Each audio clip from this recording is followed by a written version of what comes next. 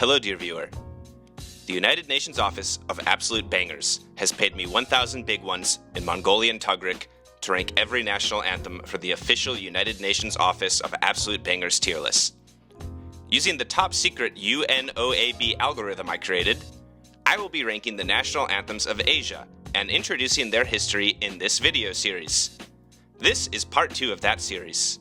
So please, sit back, grab a bucket of balut, and join me on this journey of ranking Asian nations. India. Janagana Mana. Thou art the ruler of the minds of all people.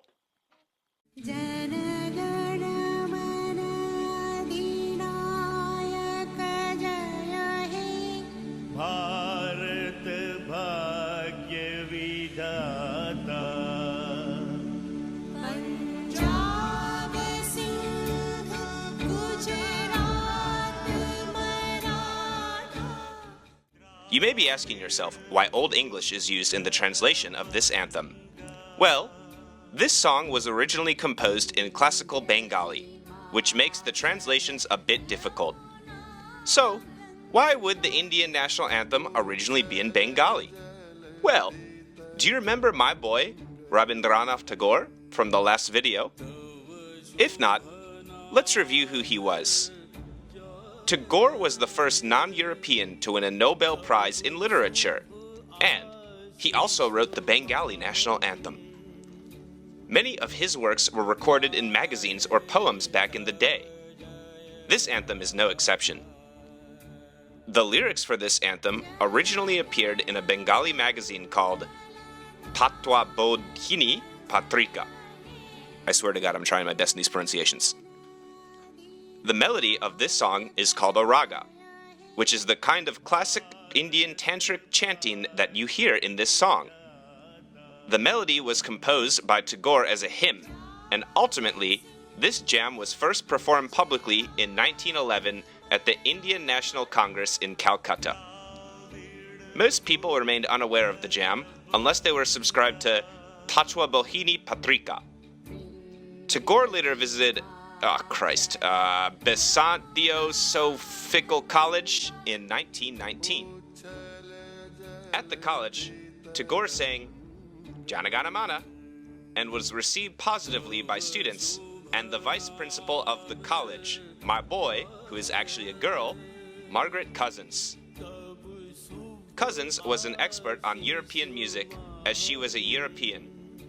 From this performance and the notes Tagore himself provided, Cousins and her students created a Western-style rendition of the song, which most likely made Margaret Cousins the first person to transition one of Tagore's work into a Western style of sheet music.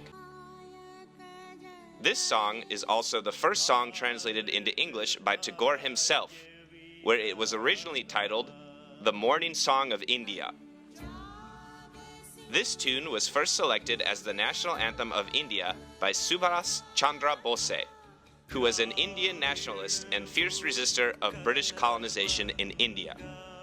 However, he was a naughty boy and allied with the Nazis and Imperial Japan during World War II. So, his legacy is quite mixed.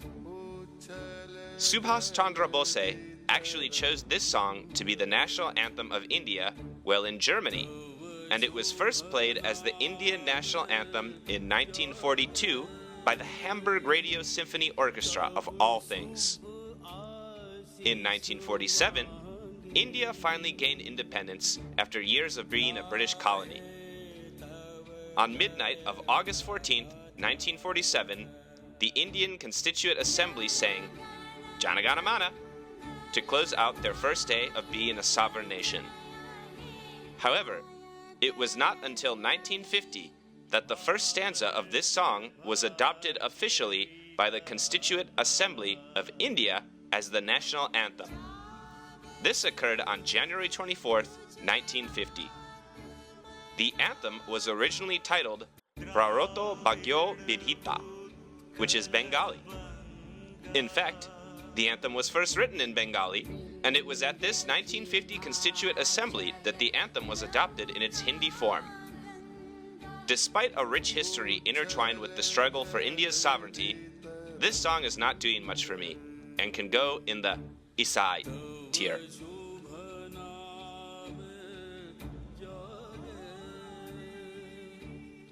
Indonesia. Indonesia Raya. Great Indonesia.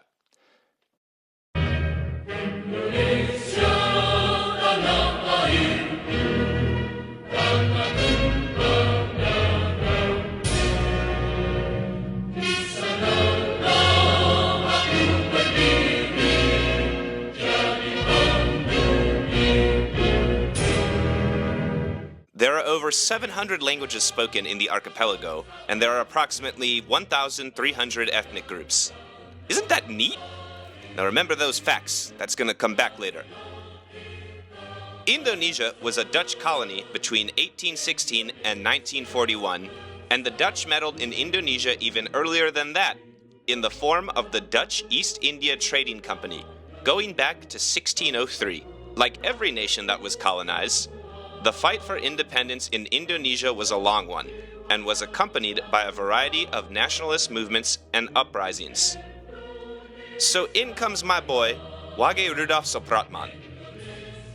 Wage Rudolf Supratman, who was actually featured on the 50,000 rupiah from 1999 to 2000, is a hero in the Indonesian independence movement, and composer of this jam.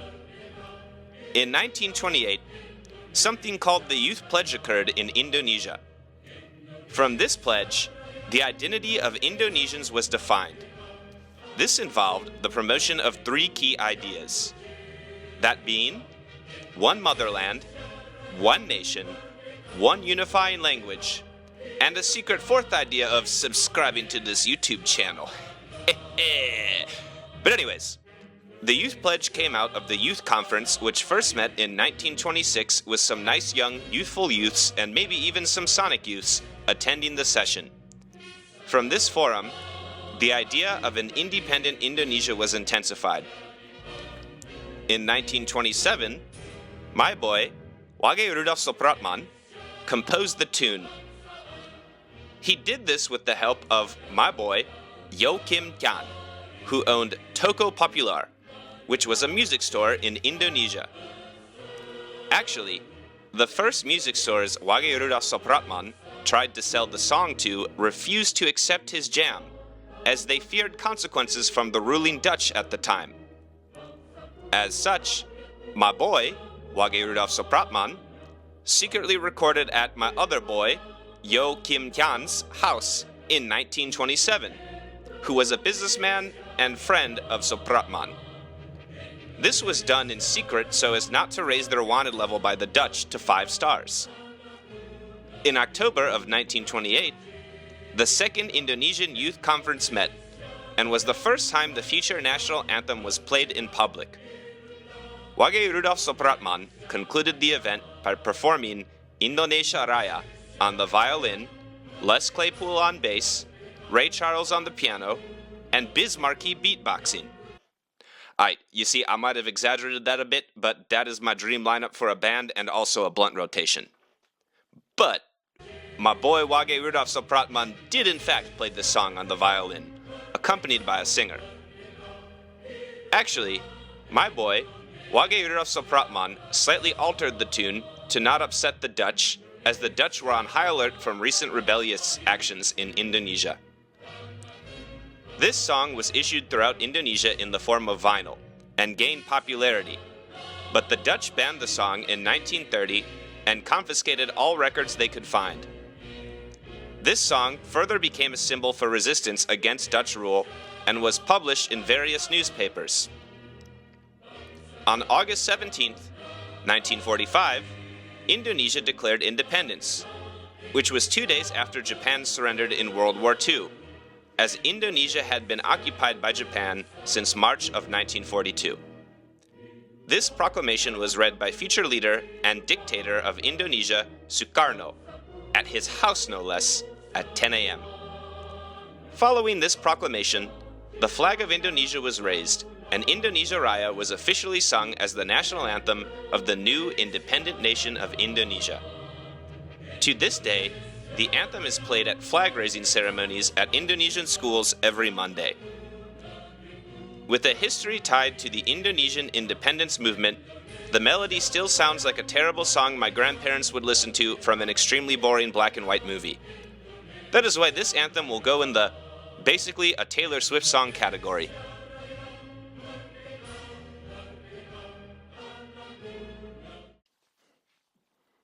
Iran. Surud Millia Jomhuriyah Islamiyah Iran. The national anthem of Iran.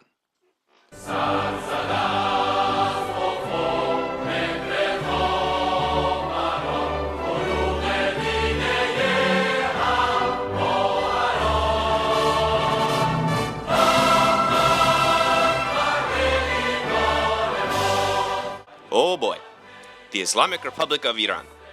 No matter what I do here is going to be a hot take. So hot that this take could be a hot sauce on Hot Ones with Sean Evans. So hot that the polar ice caps could melt.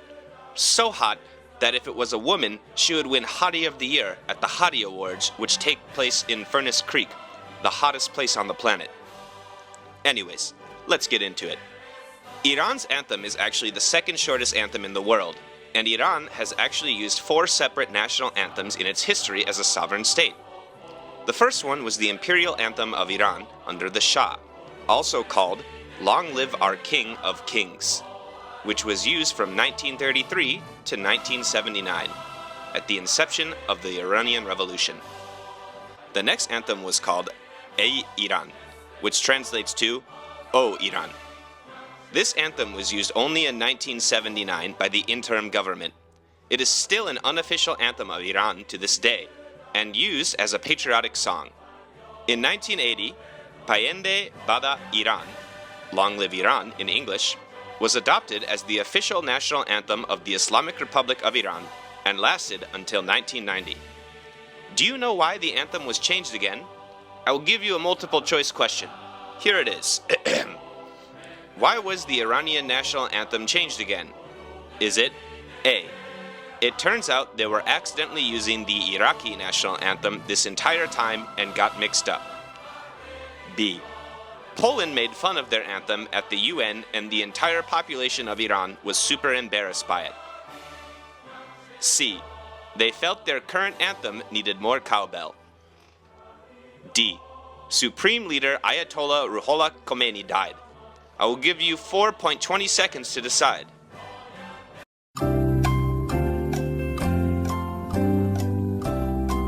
If you chose B, then you are wrong, because the answer is actually D. In 1989, Ayatollah Khomeini passed away, and Iran's government saw it fit to establish a new national anthem, as Iranians decided it is now canon that they get a new national anthem every time there is a change in leadership. Just like Azerbaijan, Iran requested your mixtapes by holding a competition to select the 4th national anthem of Iran. The winner of this contest was my boy, Hassan Riyahi, who, of all things, studied in the United States in the late 1970s and is now the director of the music department at the Islamic Azad University in Tehran. Imagine having him as your professor. Also, if you were wondering what Bahman means from the song, well, Bahman is the 11th month in the Iranian calendar. Actually, this calendar is also used in Afghanistan. The reason this is mentioned is because the Iranian Revolution achieved victory in the month of Bahman, and it is shouted out in this jam just in case anyone forgets. At the end of the day, this tune is not doing much for me, and can go in the "yo, this sucks" category. Hopefully their next leader will be accompanied by a 5th and better national anthem and some human rights. Iraq. Mwatini, my homeland.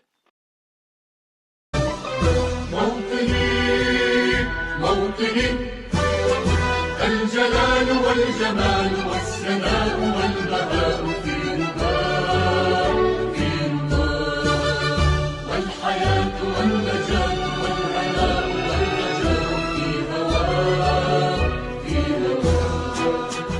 This song was originally a poem by a Palestinian poet and my boy, Ibrahim Tukkan. The melody was written by a Lebanese musician, my boy, Mohamed Fleifel. in 1934. The poem was originally written during the Arab Revolt in Palestine against the British in the 1930s, and even served as the Palestinian national anthem until 1996. Why spend time making your own national anthem when you can just outsource it? Mwatini is not the original anthem used in the sovereign state of Iraq. Actually, the original anthem of Iraq can date back to the late 1950s and early 1960s, where Iraq used a different anthem that was called Mwatini. Wait, isn't the current anthem also called Mwatini? Well, actually, that Mwatini is a different Mwatini, and has no relation to the current Mwatini.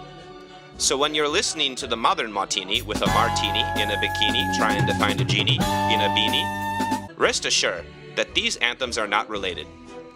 In fact, the first Mwatini didn't even have any lyrics, but I am pretty sure it is about pirates.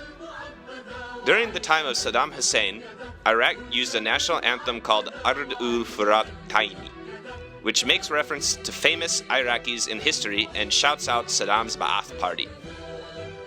After the US invasion of Iraq and subsequent overthrow of Saddam Hussein, Iraq needed a new national anthem. So naturally, Mwatini 2 Electric Boogaloo became the new national anthem of Iraq in 2004. What's surprising about this is that Coalition Provisional Authority Chief Paul Bremer, who is an American, actually ordered that Mwatini become the national anthem of Iraq to replace the old one. And you may ask, what is a Coalition Provisional Authority Chief? Well, you can basically think of this position as the foreign head of state of Iraq before an interim government was set up. Overall, this anthem is not doing much for me and can go in the basically a Taylor Swift song category.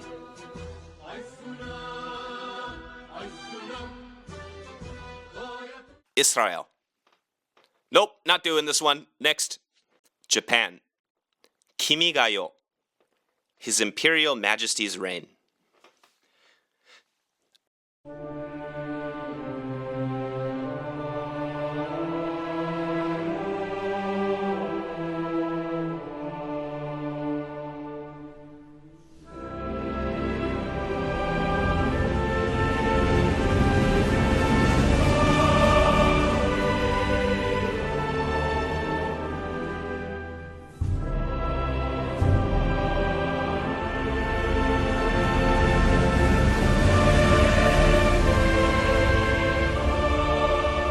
The lyrics to this anthem can be dated back to the Heian period, which lasted from 794 to 1185.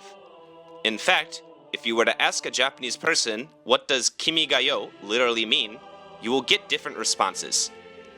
The Japanese this is written in is so archaic that there is a lot of debate as to the correct translations. Actually, the lyrics to this anthem are the oldest lyrics of all national anthems in the world. But it is not the oldest anthem used to this day. That honor fittingly belongs to the Netherlands, if you know your Japanese history. The lyrics to this jam originally come from a waka, which is a traditional type of poem in Japan. Throughout Japan's history, Kimi ga yo, although in the form of a different melody, was played at festivals in Japan, especially for samurai. The word kimi is up for a lot of debate as to the meaning of it. There are various interpretations of what it could mean, ranging from lord to emperor to only the Tokugawa shogun. In the modern context, the kanji for kimi typically means you, but in a more kawaii way. In 1868, Japan started the Meiji Restoration, where they sent envoys out to the West in an attempt to modernize their country with the goal of emulating the West in nearly all aspects of life and commerce. In comes my boy John William Fenton. Irishman John William Fenton served as a bandmaster for the newly created Japanese Navy and later the band of the Imperial Court of Japan. He spent several years of his life in Japan, and in a time when Japan was trying to emulate the West, he realized that Japan, despite having the oldest monarchy in the world, that's right, the Chrysanthemum throne actually predates Jesus. But anyways, this old country had no national anthem, nor did it have any hot singles in your area. In fact, to remedy this, Fenton came to my boy Oyama Iwao, who was one of the founders of the Imperial Japanese Army.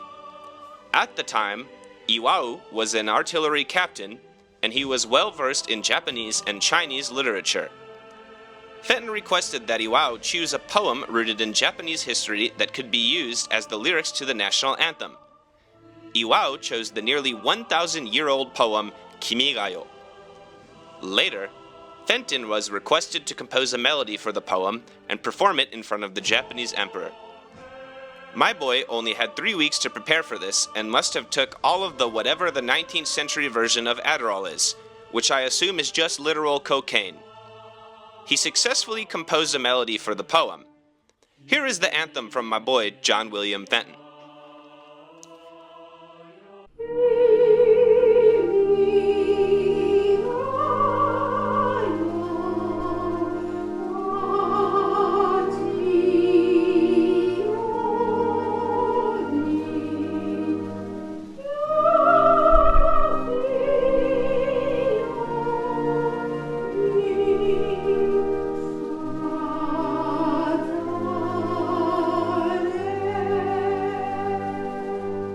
Personally, I like the newer one better. The Japanese government of this time in 1870 would have put the Fenton version in the basically a Taylor Swift song category, as they requested it be thrown out due to, quote, lacking solemnity. What a word. In 1880, my boy and German Franz Eckert wrote the modern melody used for Kimi ga Yo, which the government formally adopted as the national anthem in 1888. There was later debate in Japanese society if this anthem should be used, as some felt it was just a song for the imperial family, since its lyrics praised them. It was not until the first Sino-Japanese and Russo-Japanese wars that people started singing Kimi ga Yo more frequently, as it was sung in celebrations after Japan's victories against Russia. During World War II, school children in Japan and their colonies had to sing Kimi ga Yo every morning and salute to, definitely not my boy, Hirohito. By the way, this is similar to what Chinese had to do during Mao's time. The anthem has strong ties to the emperor and the royal family of Japan, whose reign is older than that of the J-man. As such, the United States allowed the use of Kimi ga Yo post-war and allowed the Japanese emperor to remain as a figurehead instead of abolishing the monarchy altogether. The anthem was not technically adopted by the post-war government of Japan as the official anthem. It was later adopted as a response to the suicide of a principal in Hiroshima, who had a dispute over using the national anthem in school ceremonies. The National Diet of Japan passed the Act on National Flag and Anthem, which officially made Kimi ga Yo the national anthem of Japan. To this day, Kimi ga Yo is sung at school ceremonies and special events. With a story like that, the history of Kimi ga Yo on its own deserves its own anime, with waifus and scenes of bad English voice acting. As such, Kimi ga Yo can soundly go in the... This is a certified hood classic.